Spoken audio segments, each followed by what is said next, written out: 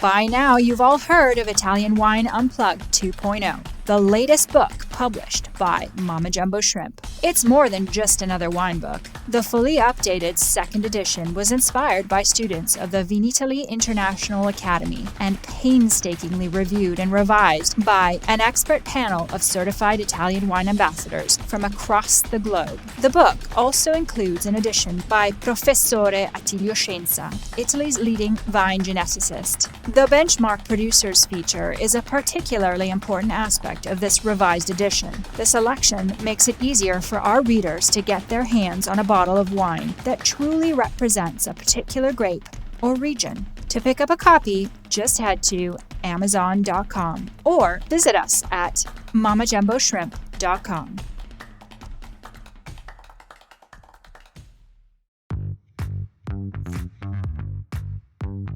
Welcome to this special Italian wine podcast broadcast. This episode is a recording off Clubhouse, the popular drop-in audio chat. This Clubhouse session was taken from the Wine Business Club and Italian Wine Club. Listen in as wine lovers and experts alike engage in some great conversation on a range of topics in wine. If you enjoy listening, please consider donating through ItalianWinePodcast.com. Any amount helps cover equipment, production, and publication costs. And remember to subscribe and rate our show wherever you tune in.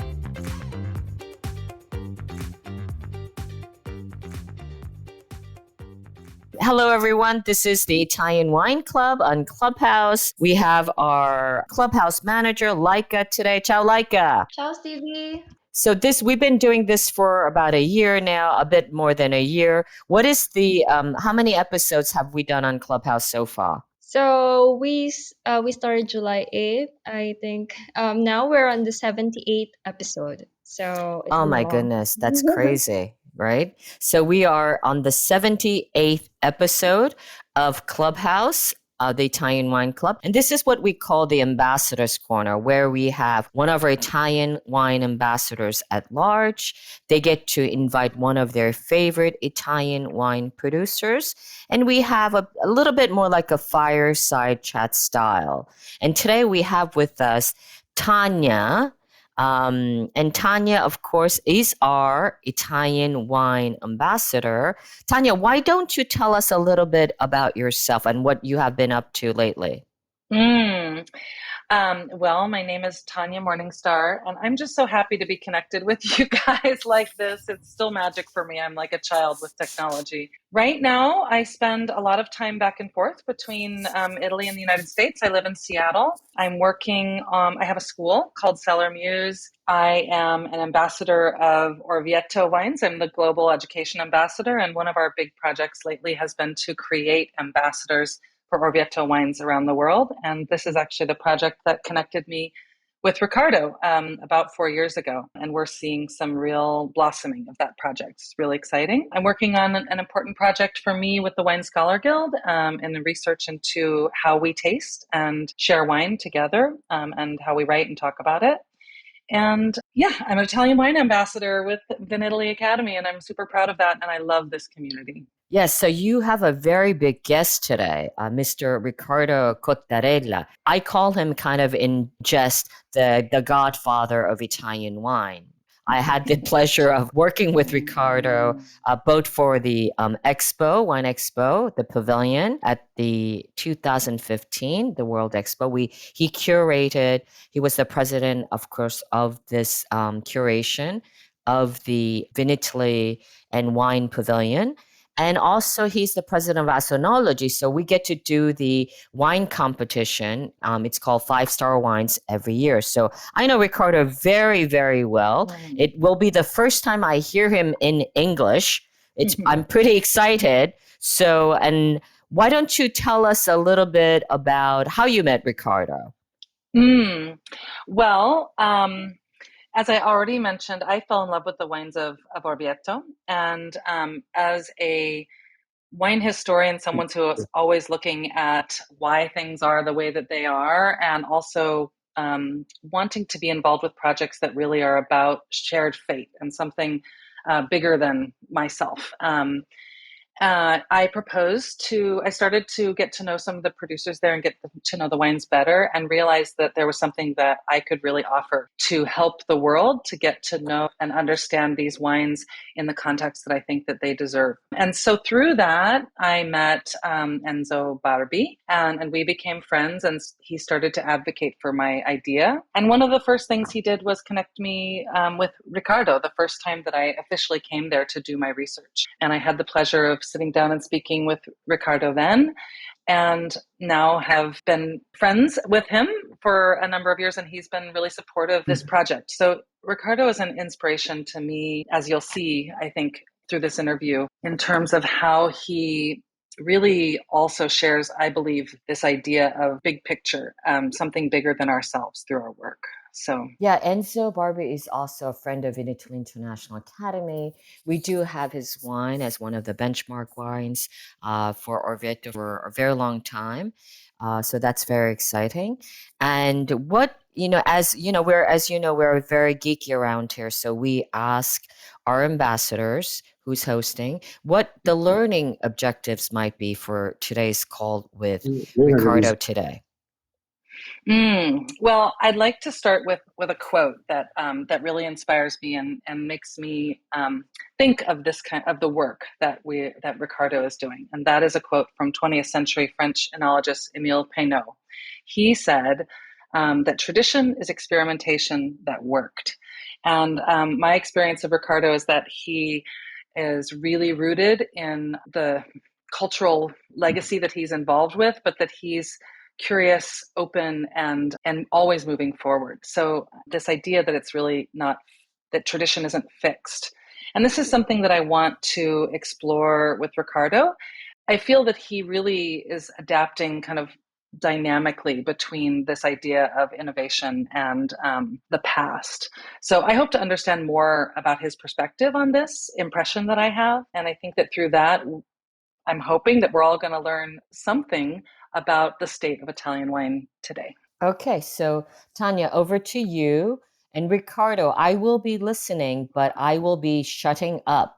I know you're not used to me shutting up, but I will be quiet for now. And if you need me, I will come back. Okay, so take it away, Tanya.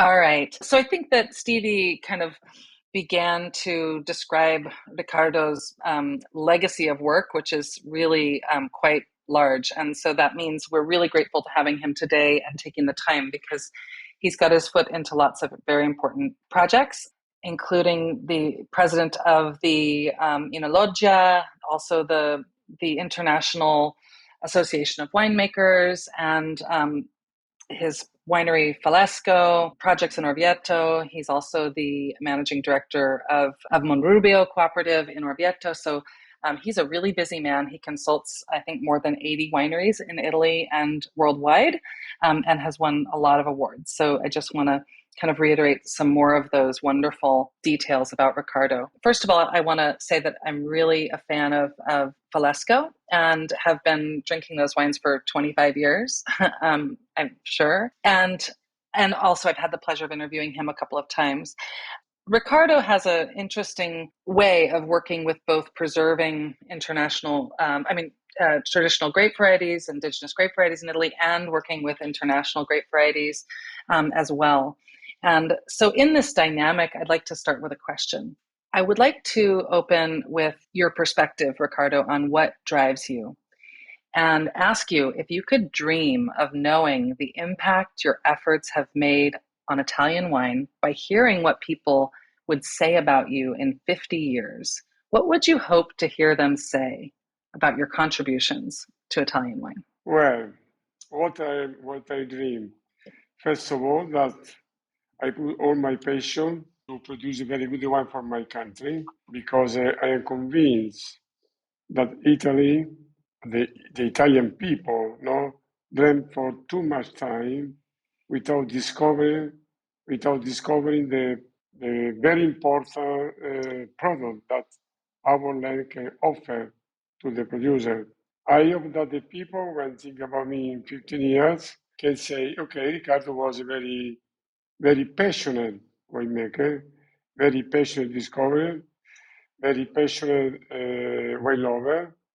But first of all, Riccardo discovered very important unknown place by his passion, by his professionality, by his dream to give to Italy the very, very important in the world. I love that you really want to lift up the wines of your country, and that's not an ego-driven objective, and it really shows what I think is this earnest generosity that I admire so much. I want to ask you some questions about your experience in your career, and also how that is in the context of Italian history. You came into your calling as a winemaker in a very important moment in the history of Italian wine. And I think that for Italian wine lovers to understand the impact of the 1960s on contemporary Italian wine is can't be understated. In the 1960s, for listeners, something really important happened in certain terms of social shift in Italy, and that was that basically sharecropping was abolished. It was known as mezzandria, and this was up until the 1960s. Essentially, we had wealthy and noble landowners who owned the land, and farmers essentially paid a portion of their harvest to the owner, which didn't really give a lot of incentive for the people who are growing the grapes to make the very best wine they could possibly make. They just really needed to make food. So when that shift happened, it really catapulted the Italian wine landscape into a quest of self-discovery and identity. And you were positioned right at the perfect moment to be a part of that. That's the Italy that you grew up in, Riccardo. I'm wondering how you feel coming into the industry at that moment really affected the path that you took in your work. Well, in a certain sense, I consider myself very lucky because I entered at the beginning of the revolution in the wine Italy. What does it mean, revolution? So don't forget that 60 years ago, or maybe less, in my country exists white and red wine without distinction between north, south, and the center of Italy, without distinction Tuscany and the Sicily, just red wine, because we didn't have any idea about the high quality wine. Because that at the time, the consume for year for each people was 130 liters each. Now is a 30 liters each, but we increase so much the quality of the wine. Now Italy is one of the most important countries in the world to offer so different quality of the wine, so different territory, different climate, different habitat, different vines, quality and clones, variety and clones. So I think that the revolution transformed Italy like a normal or under normal country producer, wine producer. And today, thanks to this revolution, in a certain sense, we discovered so many wines that in the past didn't exist. In the middle of this revolution, I found myself inside, and I consider this a very good occasion for me to explain my passion in make wine. So, in other words, the Italian wine today are another planet respect to 60 or 50 years ago. So you spoke before about the Orvieto wine, Tanya. So Orvieto wine 30 years ago, maybe less, was a white wine without character, without personality, without anything. It's a correct wine. You taste so many important Orvieto that display the potential of this territory. But like Orvieto, you can find so many other wines from north to south of my country. So today, Italy is completely transformed for the production of the high quality wine respect to the past. I was very lucky because I was inside of this type of revolution. I hope that in a certain sense, I gave all my contribution in this revolution. Thank you. And with that being said, I want to follow up a little bit with your answer. you have worked with big wineries and also really small wineries. Yeah. You have I'll get later to talk about international grape varieties, but I would like you to talk about what the meaning of your work with smaller appellations that you mentioned. The Terra di Lavoro is one of the important early projects for you. Yeah. And can you talk a little about what it means to work with bigger, more established wineries and regions versus these smaller appellations and producers? Yeah. Let me explain my philosophy when I start with my career. At the beginning, one or two wineries, estates, offered me to the collaboration with them in Tuscany. But I didn't say no because I was convinced that my mission was to discover other places in my country, especially in the south of Italy. But for discovering the new territory, the new winery, the new estate, I needed at the time the very small estate, familiar estate, because it's not easy to make the experiment with a big winery because they are too busy not to produce to make the experiment. Terra del Lavoro was one of the many other little estates that I made my experiments. First of all, to study the soil, the chemical, physical characteristics, the climate, and after this, I discovered the best roots that I can use in the soil. Over the roots, the best clone of the varietal. So I spent no less than 10 years in my career to make experiments in this sense. And thanks to my passion, my conviction, I gave my contribute to a lot of the state, little, but also for the big state, that by the experiment, by the passion of the producer, then in a certain sense we create a new brand, like Terra di Lavoro, like Montiano, like Montevetrano, like Don Antonio. But I was convinced that the research of the very important wines and varietal were in the south of Italy. Because in a certain sense, north of Italy, Tuscany, Piedmont, Veneto, in a certain sense, at the time, 30 or 40 years ago, they knew that they produced a good wine. I mean, the south was a tragedy about the quality in the past. Now, thank to God, the quality of the south are very, very good in every region, especially with a very typical varietal. Think about, I don't know, Nerello Mascalese for the Etna mountain. Think about Negramaro, Primitivo, Aglianico, Montepulciano. So it's a very, very rich place for producing very indigenous varietal. All my country, but especially in the south.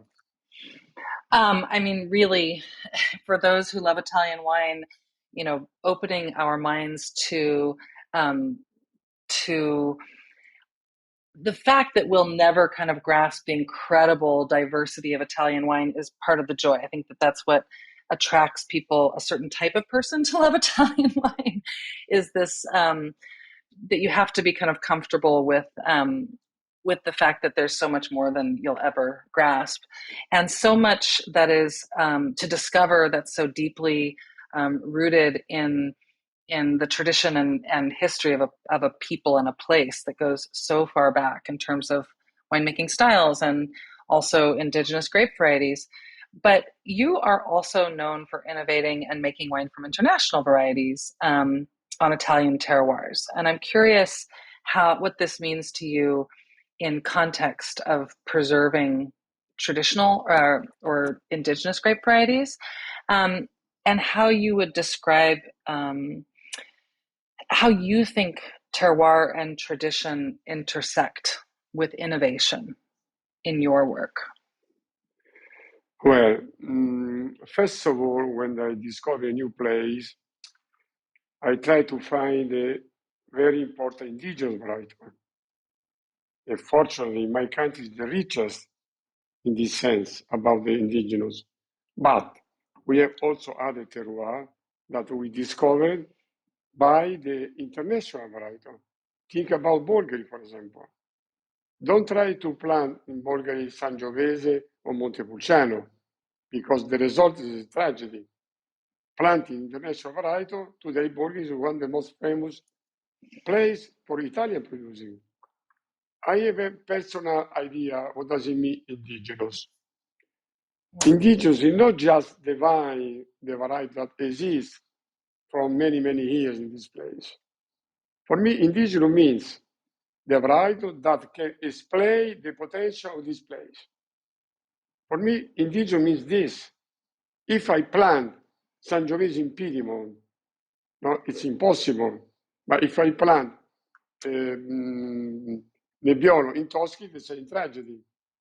But if I plant Merlot, Cabernet Sauvignon to Bulgari or maybe in the Lazio region, okay, the result is very, very good, very, very nice discovery. So for me, indigenous means the variety that can display in the best way the potential of this place. Absolutely. About the terroir and the tradition, well, as you know, Tanya, the wine is one of the most ancient products that the vines gave us, and the winemaker transforming wine, okay? But during the centuries, during the year, okay, the wine had its evolution about the innovation. The wine that you taste today is different than the wine you taste 30 years ago from the same terroir, from the same producer. What changed in this time? Not the soil, the climate changed, but not by the people. The only thing that changed was the technology and the science that they put in the vineyard and the winery. This means innovation. But think about the tradition. I keep soil, I keep vines, I keep varietal, I keep roots, I change the approach with my technology. I don't know, Tanya, sorry, maybe if I can explain in a quite way my philosophy by my bad English. I hope so, but this is my conviction. Tanya, can I explain Yeah. my opinion in my English? Yes, I do think you're doing a good job. Thank you. It's very difficult for me, but I try. You do. And I think that, we do often when we're speaking, you speak Italian and I speak English, and that works pretty well. I'm hoping after this summer, I'm going to be there for a couple months with my children, and I'm going to go to school. So I'll be much better Okay, after that. okay. Yes. Me too for English. But I think it's so interesting to me to really embrace this idea that identity and typicity aren't fixed, in just because a culture has ancient roots, and I think as Americans, that's often a misconception that is important to really dispel. We have somebody, Stevie, who is asking if he can speak. And I don't know, Stevie's the monitor, so I'll let her Yeah, decide how to we'll work pull that. them up, when you're done with your interview. Okay, good. I just noticed that, so I wanted to let you handle it. So, Riccardo, I want to, let's see, I wanted to talk about more about legacy and the projects that you're working on. Actually, I wanted to ask you to tell this funny little story that you told me before, or to talk about how it was that you came to be known as kind of Mr. Merlot, or the person who really brought Merlot to Central Italy, which I think is brilliant. This is on this idea that I typicity, that to bring a grape from somewhere else. Actually, this has been happening throughout time. The Venetians brought grapes with them. The Greeks brought grapes with them. Grapes have been moving forever, right? And so I'm wondering if you can just talk about Merlot a little bit and the place that it found in the terroirs Umbria in particular. And tell us a little bit about that, and also maybe a bit about how the press or the way that it's been written about has been conflated or presented your love of Merlot. Well, Merlot was the first varietal that I experimented in my country for the very occasional, without project. I found Merlot in a very little estate. It was my first experiment. At the same time, my first visit to Bordeaux, I had occasion to taste very, very important Merlot, very important Cabernet Franc, very important Cabernet Sauvignon, Syrah, the other red variety from this place. But Merlot was my first experiment. And why I like this variety immediately? Because it's a very generous variety. You can make the wine like a very simple wine, or very young wines, or the wine that can age for many years. But I put in my career, I spent maybe 1,000 varietal. I start with the Merlot, my Italian Wine Podcast, brought to you by Mama Jumbo Shrimp. Merlot was one of the a lot of varieties I spent in my career. So 43 years of my career working, I don't know, maybe 16 or 17 countries in the world, no, with a different variety of different climate, different people, no. So I had the occasion to experiment so many varieties, not just Merlot. Maybe with Merlot, my career could be very, very boring. Otherwise. You told me a story once when we were talking about how a French journalist asked you, how much you loved Merlot, and you Oh yes, talked. very funny story. It's funny. Can you tell that story? Yeah, why not? Many, many years ago at the Veneta in Verona, so I introduced my first Merlot, my experiment. And a French journalist called me, how much do you love Merlot? Do you love Merlot? So much, my answer. How much? Well, maybe I like so much that I would like to put in my cappuccino in the morning. No. After this, I became Mr. Merlot. And the funny part of this story, in some ways, is that at that time, people drank wine for breakfast with their cappuccino. So it's just a regular thing, right? Just means I like it every day. Every day. Every day. Well, I want to kind of move to Orvieto a little bit, because this is our, shared passion and project, to really help the world to see the dynamic complexity and potential of Orvieto wines. And you were born in the Orvieto zone, and you live in the Orvieto zone. Yeah. And we hope to reveal to the world that this is one of the truly great zones for white wine production, due to its unique set of diverse soil terroirs and profound historical richness of the place, the town, the zone, and the wines. And so within Orvieto, you consult several wineries. And then, as I mentioned, you're also the managing director of Monrubio, which is Orvieto's largest of the two cooperatives. So can you talk to us for a moment about what Orvieto means to you in the arc of your career, and also right now, going forward in your career? What do you want people to understand? Well, Orvieto is my wine because I was born in Orvieto.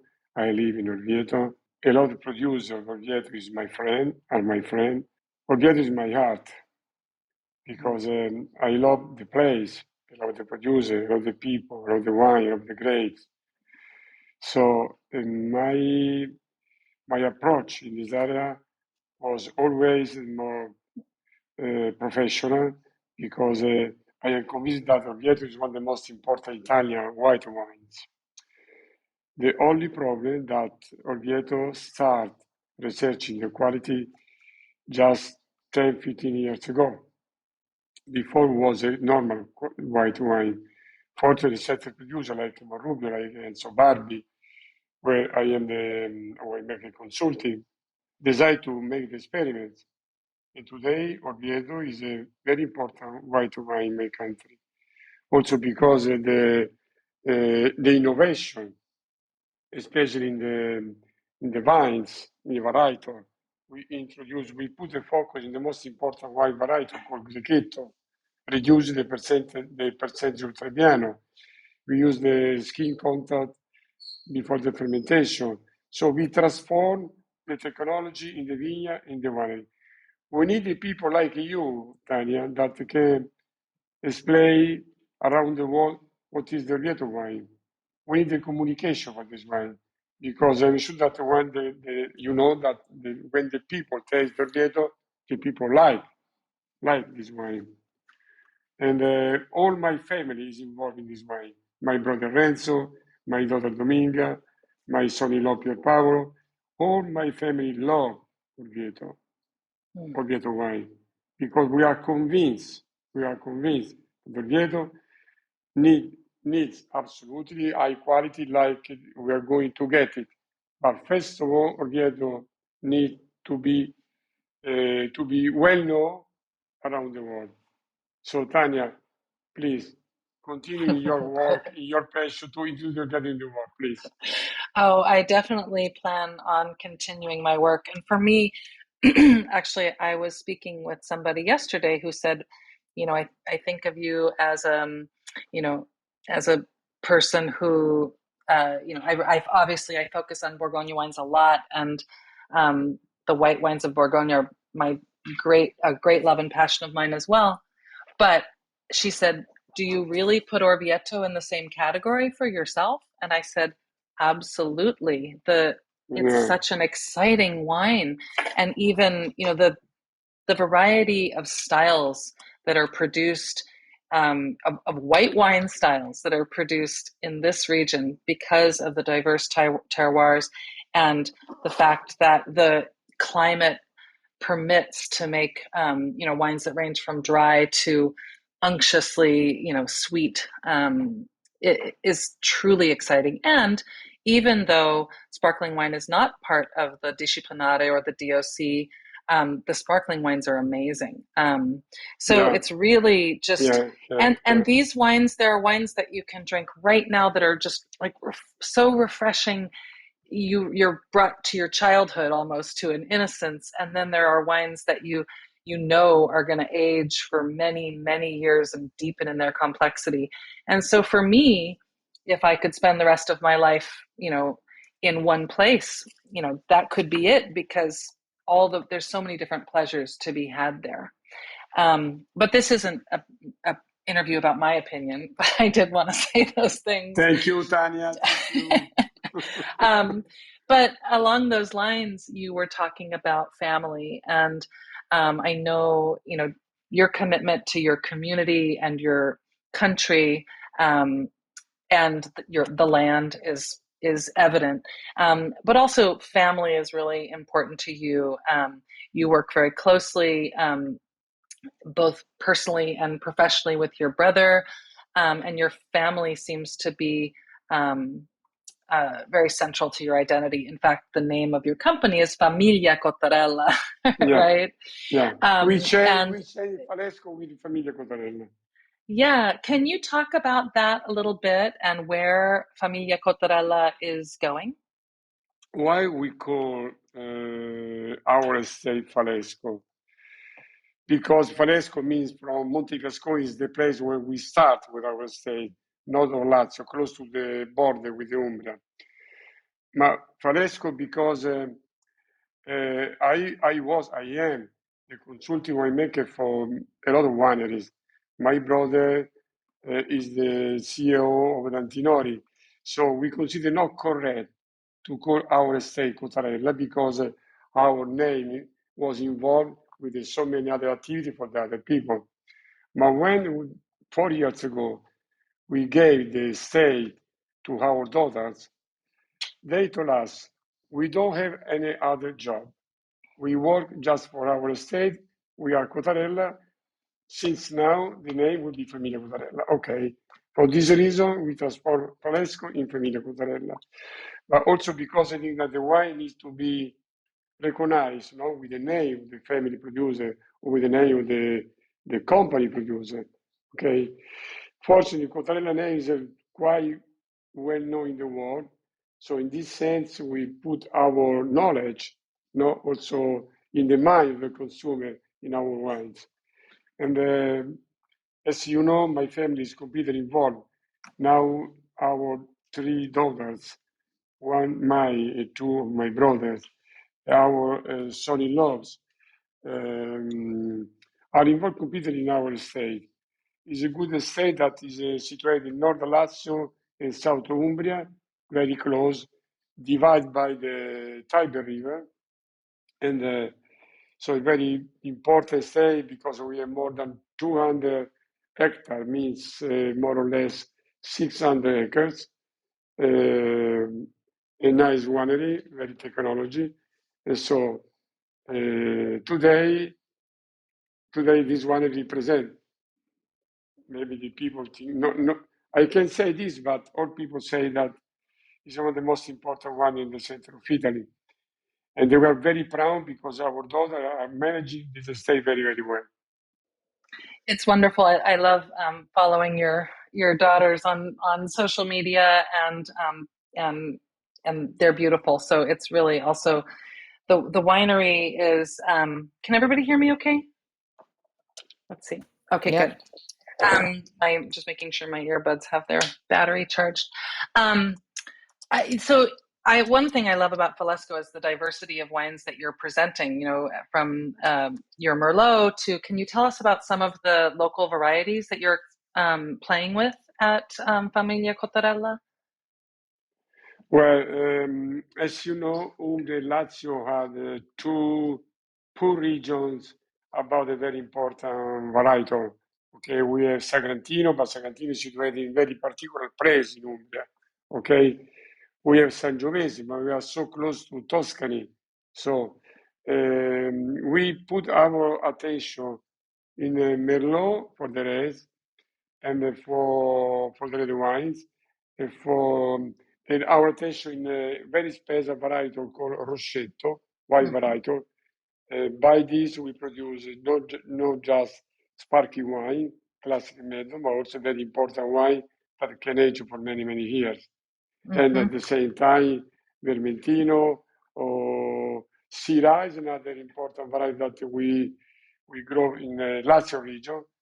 So my estate represents a sort of the experimental estate because, as you know, I teach at the university. So my estate is the place where my students get experience, make the experiment. So thanks to them, we study very, very deep way my estate, the soil, the climate, everything. This last time I was in Orvieto this summer, I had both the traditional method sparkling Rosetto and the still one that you make. Yeah. And wow, I loved it. I really felt that capability. First of all, the structural propensity to make a great sparkling wine Yeah. was really beautiful. And in the still wine, I really felt the nobility of the ageability and the longevity potential of that wine was just really brought me a lot of pleasure. I thought it really interested me a lot. I guess, yeah, loved it. And those wines are not in my market. So, I usually, when I'm there in Orvieto, I'm thinking only about Orvieto wines. So it was really great to taste those wines. And even when I've been to Falesco, we are talking about, Grechetto and Procanico. And so it was wonderful to taste those wines. I guess I want to finish before we open up to some questions by obviously we've been talking about all the different projects and advocacy for wine and wine culture that you're involved in Italy and globally as well. And is there some project that you're working on that you haven't shared with us that you'd like to touch upon that's really moving you at the moment? Well, my life, my career is always plenty of projects because my life, I want to be involved in experiment and discovery territory. But before that, okay, I like discovery territory in the vines. But first of all, I like to discover the people because every people approach the viticulture, the knowledge in different way, the different passion. Okay, if you know the Italian producer, they are completely different from French producer, from Spanish producer. Think about the Japanese people. No, I involved with the Japanese people in Japan who produce the wine. So their approach is completely different, another way, so precise, so fast, because they want to give, they are very proud about this country, their country. So they want to do the best wine. Or think about, I don't know, other places, Israel, Palestine, or Spain, in Spain, in the United States. So the last project is not so usual project because the Pope Francis called me to produce the wine in Vatican. Wow. And yes, maybe we planted 2 hectares of the vineyard, okay? And the next year, we produce the first wine. So you know that the surprise for the customer is very, very high, the surprise, because oh my God, the Vatican State produce the wine. Why not? Because why Vatican State cannot produce the wine? So, but I have other projects very, very fun in a certain sense, no? For example, the last one to Mallorca Island, no? Or I don't know, in Bulgaria, or in England, or in Georgia. Today, I conclude the collaboration with a very important producer in Georgia. So, in a certain sense, I don't abandon the place that I discovered in the past because I like to keep this place and to increase this place. But at the same time, I am very curious not to discover the place in the world because in every place that I discover, I know I discover new people, new vines, new territory, new soil, and new climate. And for me, it's the reason that convinced me to continue with my career. Because, Tanya, I am 75. I can say stop. I need to be. I need to rest. No, I rest just if I am in the middle of the vines, in the middle of the wine. There's so much more that I want to talk to you about that's come to my mind, but I think it's for another conversation. I'm so excited that actually I'm also excited that we're bringing some people from the UK to Orvieto in June to make some new ambassadors, and interested in sharing and learning about your projects there as well. I also really feel that excited about your project for the Pope because it within a historical context as an Orvietano, it really makes sense that you would be asked to do this project since how many seven popes was it that spent time in Orvieto? Seven popes live in Orvieto. We have a very ancient story about the feeling between Orvieto and the Pope. But now, as you know, we have the Pope from Argentina. And his family come from Piedmont, no? And he has the passion for the wine. He asked me why we don't plant the Argentina varietal, not like Malbec. So we are in Italy. No, we did not plant Malbec. Okay. Sorry, we are not in Italy. We are in Vatican State, but always in Italy, in the middle of Italy. It's very, very exciting project, this one, because I did all the work we speak about the wine with the Pope. And Tanya, it would be one of the first people that will taste this wine. I promise. Oh. Okay. Oh my God. That is fun. I'm going to be there soon in a few months. So, and then I'll be there again and again and again. Yeah. Oh, it's so wonderful to hear your voice. And I think that it's time to open this back up to Stevie. And also there's some people that have some questions. So, Stevie, you want to come on Yeah, in? well, you guys, thank you so much. I am actually in New York at the moment, so I don't have my Roadcaster with the special effects, but this is where I would put in a school of applause, but I don't have that. So, Riccardo, non Yeah. fai proprio schifo in inglese, dai. Grazie. It's true. He's like, he pinged me before coming on. He's like, I think I need to speak in Italian. And I'm like, no, just try. Riccardo, your Italian Tanya. really Oh, is Tanya. not that bad. But Riccardo, so if in the audience, if you have a question, please put up your hands and I will bring you up onto the stage. But Riccardo, I have two questions for you. One, a little bit kind of fun. And one a little bit kind of heavy. Which one do you want first? What you want? Which you want? Okay, so the first one is, you call them sisters, Cotarella sisters, but they're actually not sisters, right? Yeah. Can you explain to us exactly what the roles of Marta, Dominga, and of course Erica? Yeah, tell us how the roles are divided and why they're called sisters, even if they're not. Well, my family, I think there's a very special relationship. My family is Renzo, hi, my wife, my sister-in-law, my niece, and my daughter. So you have one daughter, and the other two are nieces. Yes. Right. But Renzo and I, we live in the same house. Yeah, it's crazy. Yes. No, it's a very nice thing, believe me.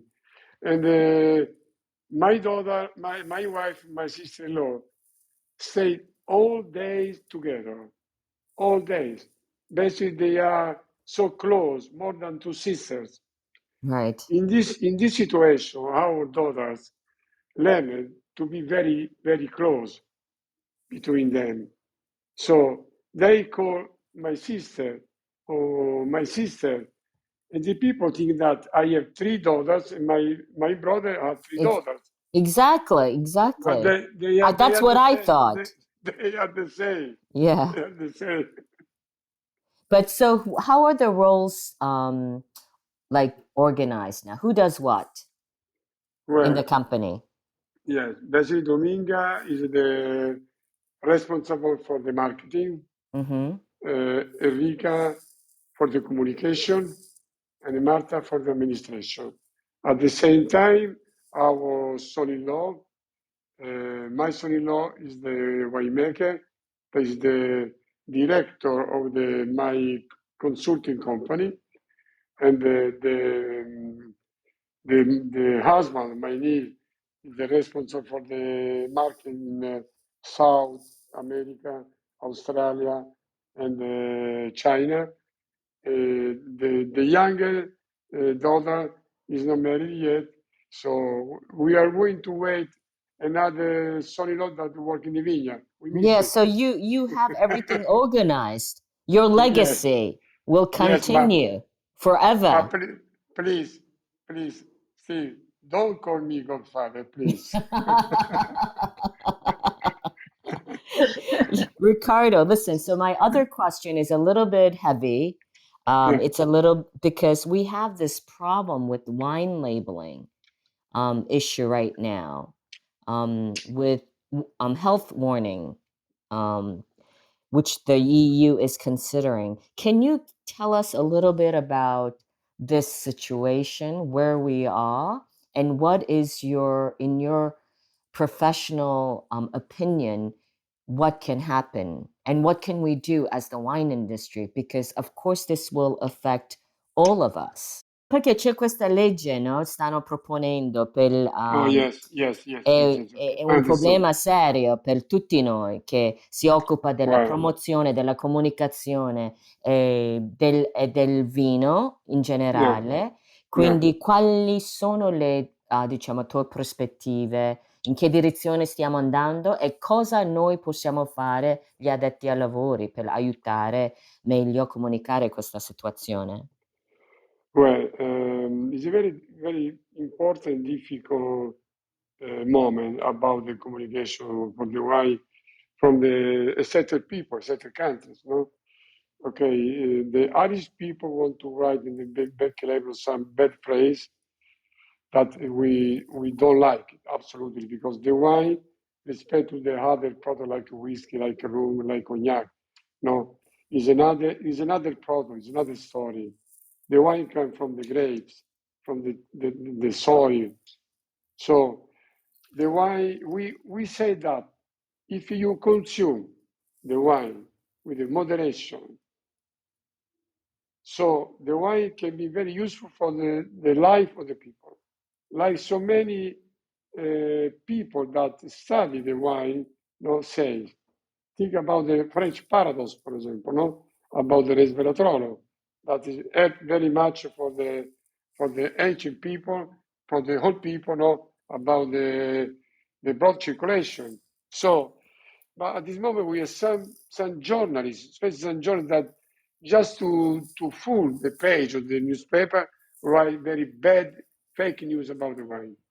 So, like winemakers, we organized just two weeks ago very important symposium to Naples, called so many people from the United States, from France, from Italy, from Germany that introduced the study, the experiment that they made in the people that consume with moderation the wine.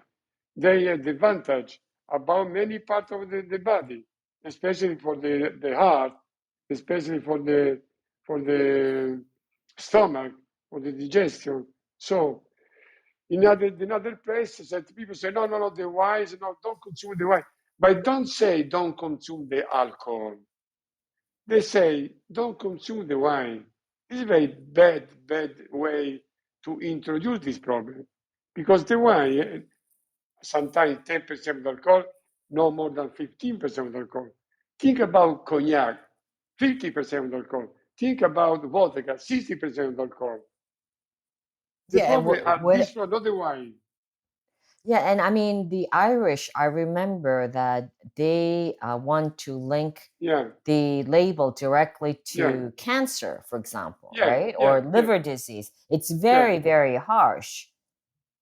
absolutely. But so I don't put the fault in Irish people because this country has the highest percentage of the drunk people. Hmm. So, in a certain sense, they try to protect the people, but at the same time, they offend the wine. Maybe they can write in the beginning, don't consume the super alcohol, don't consume grappa, don't consume vodka, because the alcohol is very, very high. At this moment, I think the law is not entered in the Irish people, but because all the country producers like French, Italy, Spanish, Portugal, and Germany say to the European community, please, if you write in the back label on the label, cancer and wine are very close, you can find the back label, please. Don't eat too much bread. Don't eat too much meat. Yeah, or sugar. Or sugar. Why Yeah. not? Don't smoke. No, okay, I don't want to speak. No, I don't like to speak about the cigarette. But everything that you consume in a great quantity is very dangerous for the body, for the human For your health. consumer. Hmm. No. But So but why? Ricardo, my question is, what do you think will happen now in the next, few years down the road? about this problem. Yeah, about this problem, because it is a problem. Actually, I was running 3 different events here in New York and New Jersey, and we were all very concerned about this. Well, it depends how long will be this story. Mm-hmm. Because could be a very particular moment. I think that if we are going to show that is not true, okay, probably not just the Irish people, but also the world will become that a very moderate consume of the wine is not dangerous, is useful for the health.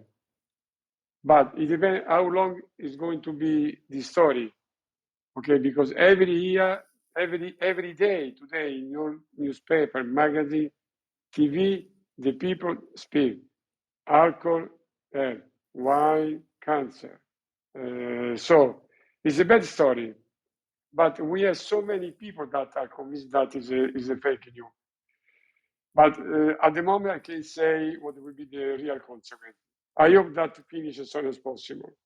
Right. So how can we keep up with the news? Do you, like at Asonology, have yes. constant update of this information? Where can we tell our ambassadors to look for additional information? Of course, we have the internet, but does Asonology, for example, are particularly aware and committed to engaging in communication about this policy? Unfortunately, the Asonology is the only association that is in the world for this reason, because every day we have the communication about the study of the very important people in this place. Mm-hmm. We have our study experiment. We organize this symposium in Napoli, and we are going to organize a very important another symposium to Bruxelles, close to the European community. Yeah, that's probably will also be very important, right? Yes, absolutely. So in this way, I will contact with the president of Verona Fieri, because I want to involve also Verona Fieri in this project. Verona Fieri, the Ministero of Agricultura. So I can imagine the consequence. I hope that in a few days this discussion can finish. Right. Okay. Well, let's hope so. Let's cross our fingers. Time is up for now. So, Tanya, did you want to add anything? I saw your mic. No. I'm here, and I have been following this story a little bit in the on social media, and the Asonologia has been posting articles, including a really nice one that Riccardo wrote, and so not every day, but periodically they are posting things on Facebook about this subject. Okay, great. So that will be very good for us, our community, and the ambassadors. Thank you so much. Laika, can you just come on for 1 second? Tell us what's up next. So next is going to be on February 2. So we will have Julie Farricker. She's here on the stage. She's here on the audience. And she will be interviewing Juliet. Okay, you sound like you're under submarine or something, so we can't hear you very well. But is that next Thursday? Yeah, it's next Thursday. Okay, so 6 p.m. our usual slot. We're back next week. So thank you so much, Riccardo. Ciao Tanya. Ciao a tutti. Ciao. Grazie. Ciao Tanya. Ciao. Grazie mille. Okay. Listen to the Italian Wine Podcast wherever you get your podcasts. We're on SoundCloud, Apple Podcasts, Spotify, Himalaya FM, and more. Don't forget to subscribe and rate the show. If you enjoy listening, please consider donating through ItalianWinePodcast.com. Any amount helps cover equipment, production, and publication costs. Until next time, cin cin.